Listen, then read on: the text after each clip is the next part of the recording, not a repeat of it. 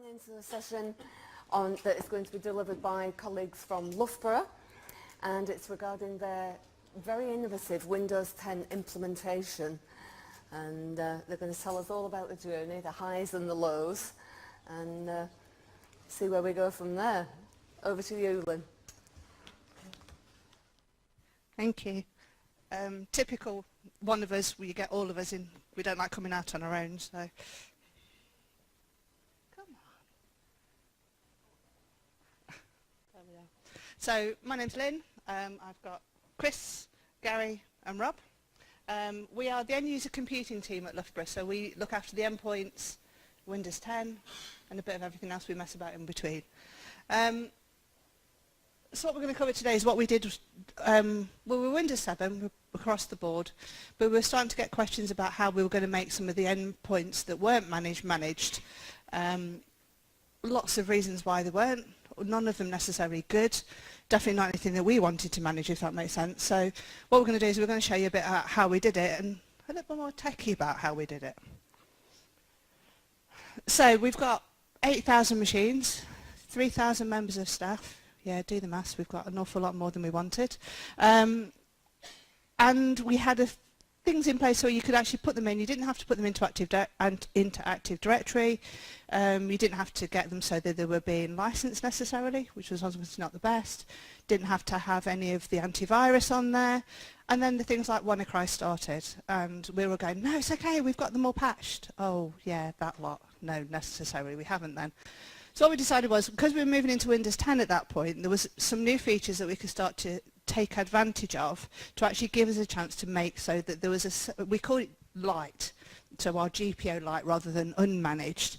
Like I said, the guys will cover a bit how we've done it, but the idea is that you can bring any machine in onto campus and provision it, and it becomes Loughborough with all the security aspects of it. So it's not that it has to go through SCCM particularly, so we don't have to put an image back across it. It means that we've managed to get an awful lot more back to getting the antivirus and stuff we wanted them to have as quick as we could. So the guys are going to talk you through it, but it involved us getting a little bit of better idea about where we were going to put things, and trying to stop use the word unmanaged, because actually now everything is managed just in a slightly different way. Academics don't like that idea, obviously, because they like the unmanaged aspect of it and thinking that we don't touch them at all. So we sort of went around the houses a little bit to how to get there. But like I say, what it does mean is that you get an SCCM client, so you get patching, which sounds a bit weird saying, guess what, you get patching. We weren't actually patching everything. We've still got some stuff we're not totally patching, but we've got a lot more. And like I said, the antivirus. Encryption as well, that we weren't necessarily getting everything to, but we are now in the best way we can. There you go. You okay? All right, thank you, Lynn. So, moving to Windows 10, this gave us 4 options for how we were setting people up and or recovering them. Those were, as you can see on the screen, so we had the provisioning, which is our first needed, which is what we're mainly talking about here. We are in place upgrading people from Windows 7, our managed services, and the all these unmanaged computers that Lynn mentioned. Provisioning has given us the benefit of being able to keep system restore and recovery partitions as an option, which we never had before, because our final option, re-imaging, which used to be our only option when you had to restore a computer, was always going to wipe those things away.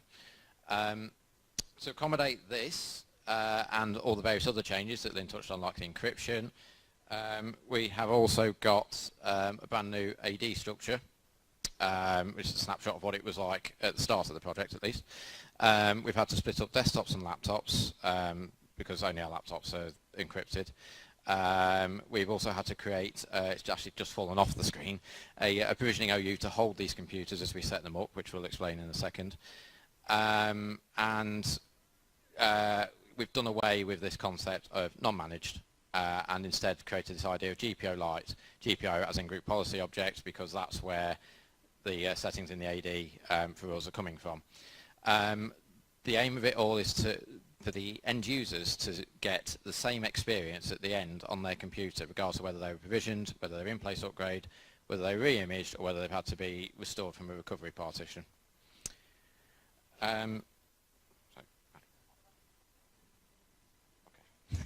Sorry. IT, it's way above my head. So for the provisioning process, there are a few prerequisites that we have to go to, which I'll explain. It then moves on to having to install a provisioning package. That gets the basics, gets us into the AD, and allows us to move on onto Configuration Manager, gets a client on there, allows the task sequence to take over, which my colleague Gary will be talking about. And you run that task sequence, and then you're done. So the prerequisites. Provisioning's been around for a while, certainly since beyond the start of Windows 10.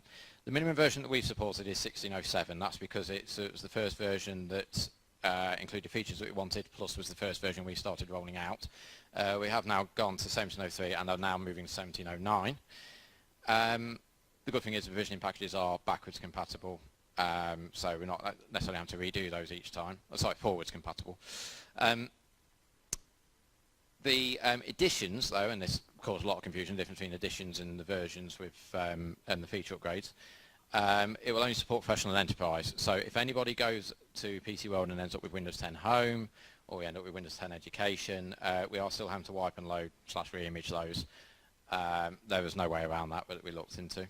And the other thing is it requires a wired network connection, which sounds a simple given, but the number of laptops and tablets, I'm sure a lot of you have seen, that come without that, or they need some fancy adapter to get them on there. We are having to stress to people, you're going to have to make sure you get the adapter with your fancy new piece of kit. So the provisioning package itself, Microsoft provides a tool called the Windows Configuration Designer, which, as far as we've done, we've only really used it once to create our provisioning package. It used to be a standalone product. It's now part of the ADK, and it gives you a whole wealth of options to do. So if you needed to go really granular with it, you could do and split it up for different classes. But what we've done is we've just done the bare minimum that we need to get it into our Active Directory, and allow our SCCM client to take over and do the rest, rather than duplicating things that we're already doing in SCCM, because SCCM is what's used for the other methods of getting onto our Windows 10 services. The provisioning package itself comes in a PPKG file that you can execute in a couple of ways. So the first way that we've got listed is you have it on a USB stick, or you get it from a folder share on a computer that's already been sort of gone through the mini setup of Windows. So you've gone on, you've created some kind of admin account or user's own specific account. You just then get this PPKG file, double click it, enter a password, and it does the rest.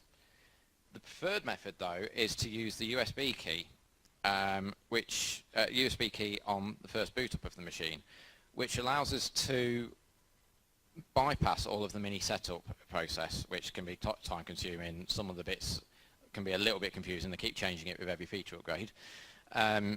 And what that will do is if you just have your PPKG at the root of the USB, it will automatically detect it. So you basically plug it in and then start up for its first startup.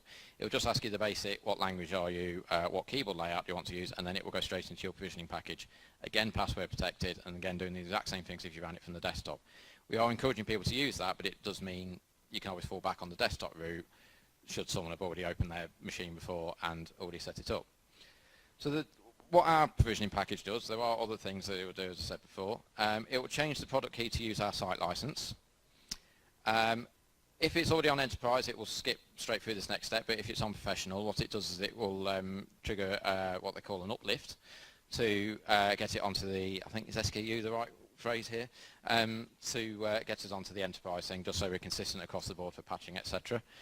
It will create a local admin account, which again matches the login credentials of our other means of getting onto Windows 10. And then it will put the machine into the provisioning OU in the Active Directory. This is a single OU that has got things like login permissions restricted to -admin, our admin accounts, so that you can't just hand it over to an end user. It will bind it to the AD with ynne- the serial number of the machine as well, because of course they all need a name. And later on you will then get the option to rename and move the computer in the Active Directory to the place of your choosing a little later on. And that's the bit where you again get to decide whether you are going to be on the full fat managed service that we've always had, or this GPO Lite service, which is basically you're getting your patching and you're getting app provision as and when you need it. So I believe that is over to Gary to talk about the SCCM part. Thank you, Chris. Okay, I'm Gary. I'm the Configuration Manager Administrator at Loughborough University. So it was my job to, once the provisioning process had finished, to make sure that any other elements that needed to be on the computer were on the computer. The first one being the Configuration Manager client. So as soon as the computer was bound to the AD, we could create a collection in Configuration Manager that could sync to the AD, and now we know about the computer. Because we know about the computer, we can trigger off machine policy retrievals, and there is a collection with a specific task sequence advertised to it. Now, within the group policy itself, we had to set up a certain number of restrictions to get that client installed. The first one is to auto-enroll the certificate, so that's what the group policy supplies, and also to install the client itself. So once the group policy is applied, you can log onto the machine with your -admin account or your administrative account, run group policy force to force the policies, run the machine policy from the SCCM client, and then eventually you will get your task sequence. Now this is a very exciting slide, as you can see. The most important thing about this slide is just so that the administrator who's setting up the machine for the end user doesn't have to worry about what's in the task sequence, what the steps are. All they have to worry about is that the client's installed. So they don't have to have lots and lots of extensive training or understanding of Configuration Manager. They just need to understand, I need to get my group policy applied and I need to get the client installed. I will then go into Software Center, which will be on any of the desktops because the client's installed, and now we've picked up our specific task sequence. We have, just to stop any confusion, we did put a little label at on the back here to say that the setup is not complete. That's just so someone didn't hand the machine back with no additional software and just handed it back with the SCCM client on.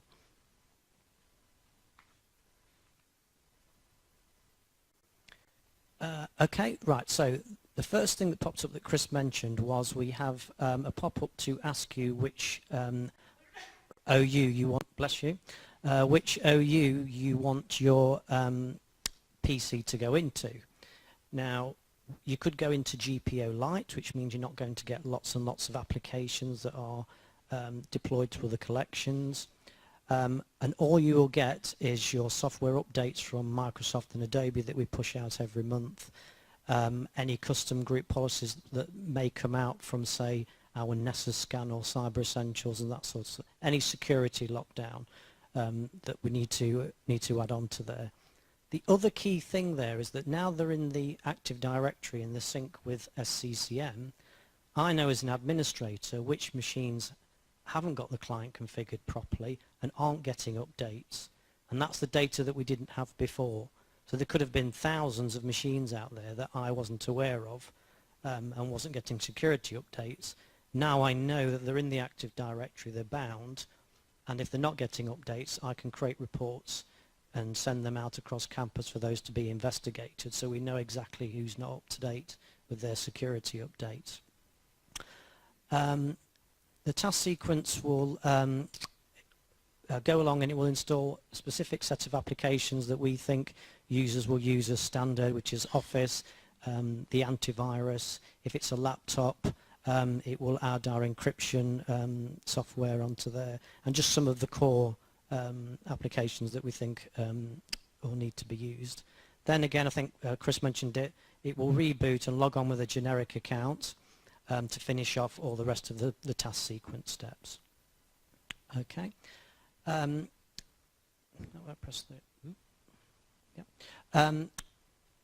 So once you've added your, selected the correct AD for the machine to go into, it will also ask you in the task sequence what name you want your machine to be.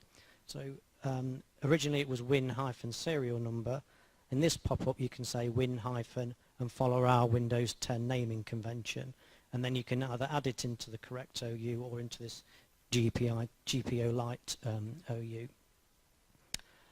One of the key things that we wanted to make sure from the end user perspective is that no matter how they get Windows 10, it all looks the same, because we didn't want people who's got an in-place upgrade or whatever else to have a different view and get completely confused. And the same with our support staff. They may have different mechanisms to get onto Windows 10, but we didn't want the look and feel for the end user to be any different.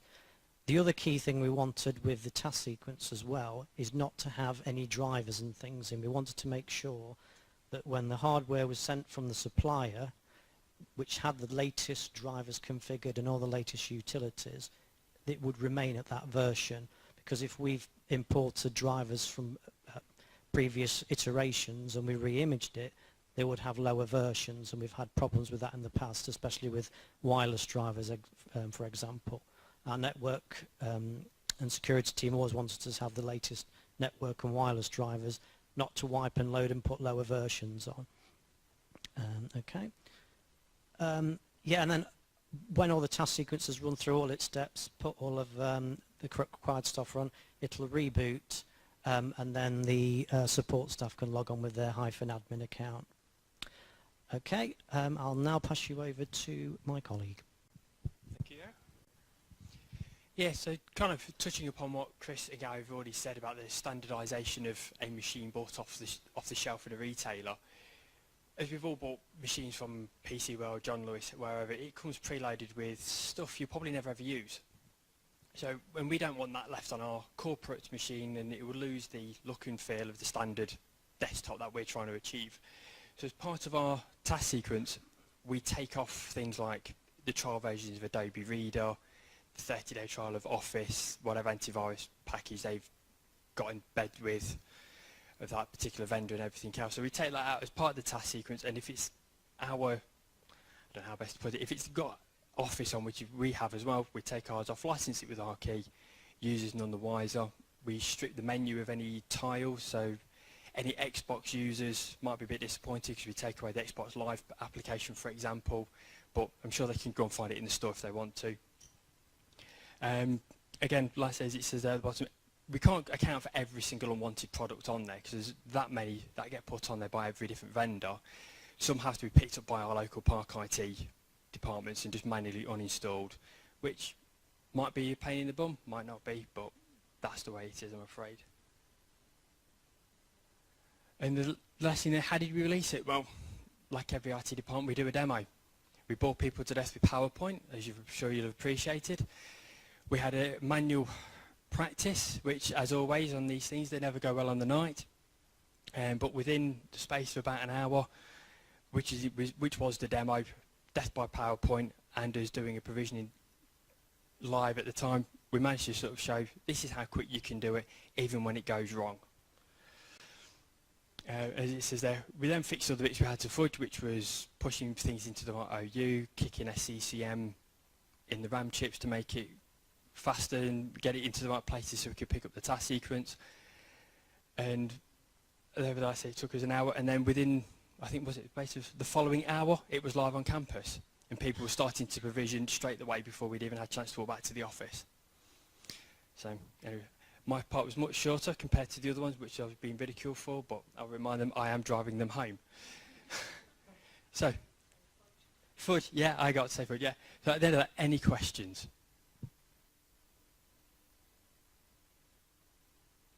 Awesome, thank you and good night.